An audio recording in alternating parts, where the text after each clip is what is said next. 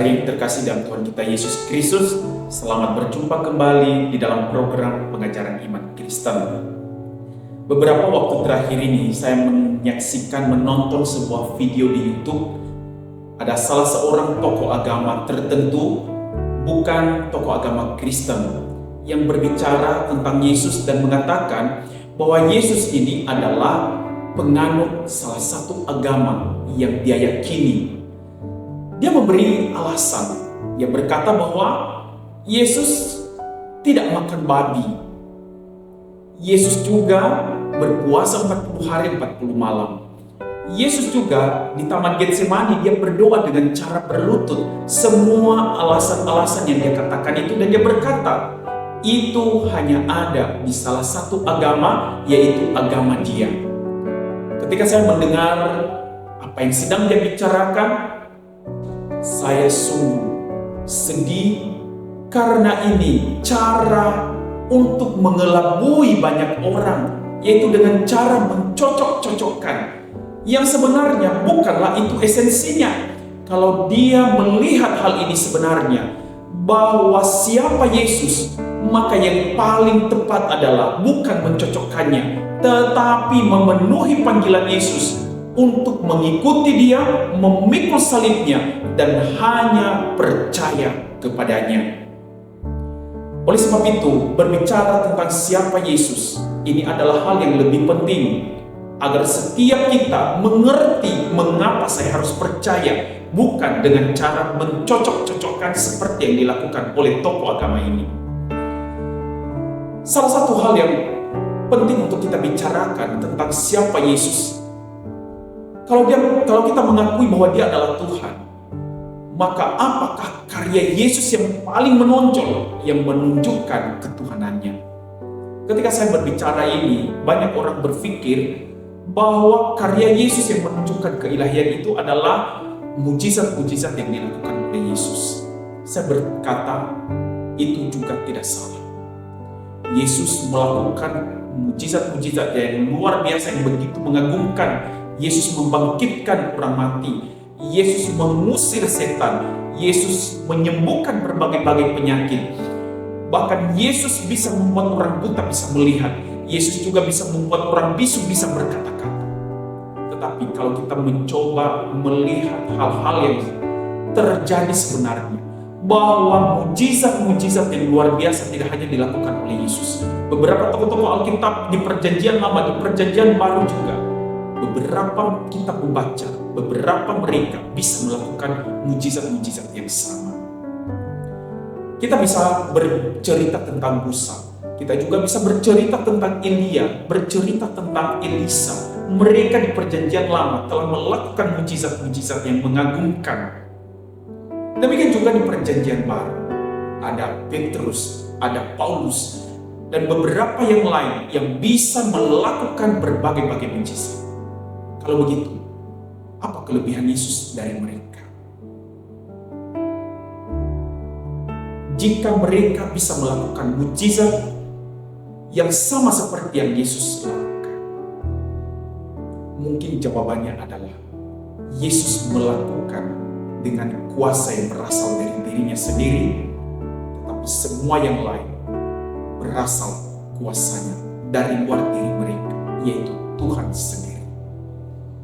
Tetapi yang menarik adalah ketika kita bicara karya Yesus yang paling menonjol, yang menunjukkan sifat keilahiannya, maka ini ada hubungannya dengan dosa.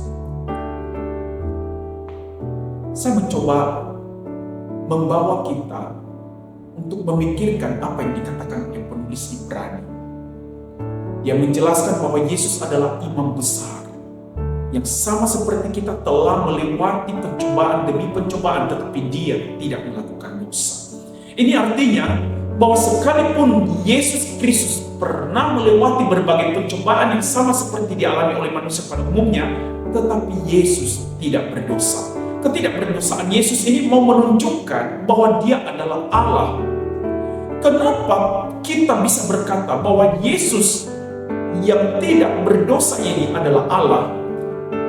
Kita bisa membandingkannya dengan manusia yang memiliki spiritualitas yang baik, memiliki kerohanian yang tinggi. Maka perbedaannya apa? Seseorang yang semakin dekat kepada Tuhan, seseorang yang semakin mengasihi Tuhan, seseorang yang memiliki spiritualitas sejati adalah seseorang yang semakin menyadari dirinya betapa besar dosanya. Sekecil apapun dosa yang ia lakukan, ia sangat sadar, sehingga orang yang menyadari dosanya, ia semakin belajar menggantungkan hidup kepada Tuhan, bukan mengatakan saya tidak berdosa. Inilah bukti kepada kita bahwa semakin seseorang memiliki spiritualitas sejati, semakin memiliki kesadaran tentang dosa. Tetapi Yesus berbeda. Yesus tidak berdosa, maka ia juga menyatakan bahwa ia tidak melakukan kesalahan. Hal ini kita bisa melihat di dalam beberapa kejadian ketika Yesus ditangkap di hadapan Pilatus. Yesus benar-benar disesal untuk ditanyai tentang kesalahannya, dan Pilatus mengatakan dia tidak menemukan kesalahan dalam diri Yesus. Ini sesuatu yang luar biasa. Demikian juga di hadapan imam-imam, ketika imam-imam menanyai dia, dan Yesus menjelaskan dan menjawab kepada imam. Tetapi tiba-tiba serdaru-serdaru, prajurit-prajurit yang mengawal dia menampar dia. Lalu dia mengatakan, jika aku salah, tunjukkanlah kesalahanku. Tetapi jika aku benar, mengapa engkau menampar aku? Dan tidak ada seorang pun yang mampu menunjukkan kesalahannya. Maka apa yang dilakukan oleh Yesus? Dia bukan hanya sekedar berbicara seperti manusia tentang spiritualitas, tetapi ini mau menunjukkan kepada kita bahwa dia sungguh-sungguh tidak berdosa. Maka kesalahan sedikit pun tidak didapati di dalam dirinya. Dengan demikian, jika Yesus yang berbicara bahwa ia tidak bersalah, dan Alkitab menunjukkan bahwa Yesus tidak berdosa, maka apa yang dia lakukan? Sehingga kita bisa membuktikan, memahami bahwa dia adalah Allah. Maka di dalam hubungannya dengan dosa, Yesus memiliki hak yang dimiliki hanya oleh Allah sendiri, yaitu mengampuni dosa. Saya membicarakan hal ini dalam satu contoh yang mungkin kita bisa sama-sama paham. Jika saya melakukan kesalahan kepada istri saya, maka saya akan meminta maaf kepada dia, akan jujur mengakui kesalahan saya. Maka istri saya pasti akan memaafkan saya, pasti akan mengampuni saya. Maka ini adalah hal yang wajar yang terjadi karena saya bersalah terhadap dia. Tetapi coba pikirkan, jika saya melakukan kesalahan kepada istri saya, tiba-tiba ada seseorang yang datang dan dia mengatakan kepada saya, dosamu telah diampuni. Ini sesuatu yang lancang, ini sesuatu yang berbeda dari biasanya. Kita akan berkata, siapakah engkau sehingga engkau memiliki hak untuk mengampuni saya? Saya tidak bersalah terhadap engkau, saya bersalah terhadap istri saya. Kenapa engkau yang memiliki hak untuk mengampuni saya? Tetapi inilah yang dilakukan oleh Yesus. Kita bisa melihat satu contoh di dalam Markus pasal 2. Ada seorang yang lumpuh dikatakan di sana. Orang yang lumpuh ini mau dibawa kepada Tuhan Yesus, tetapi karena di rumah itu orang begitu penuh berdesak-desakan sehingga untuk melewati pintu membawa orang sakit lumpuh ini kepada Yesus tidak memungkinkan. Apa yang dilakukan oleh orang-orang yang membawa orang lumpuh ini? Mereka harus menurunkan dia dari atas atap. Ketika orang lumpuh ini turun tepat di hadapan Tuhan Yesus, Yesus mengatakan kepada dia, dosamu telah diampuni. Ketika kita membaca keseluruhan Markus pasal 2 ini yang menarik. Di sana ada ahli Taurat yang mendengar perkataan Yesus. Mereka berbicara di dalam hati mereka, siapakah orang ini? Dia menghujat Allah. Kenapa dia bisa berani berkata dosamu telah diampuni? Hanya Allah yang bisa melakukan demikian. Tetapi Yesus mengerti isi hati mereka. Lalu dia mengatakan, agar engkau tahu bahwa di dunia ini juga Anak Manusia berkuasa untuk mengampuni dosa.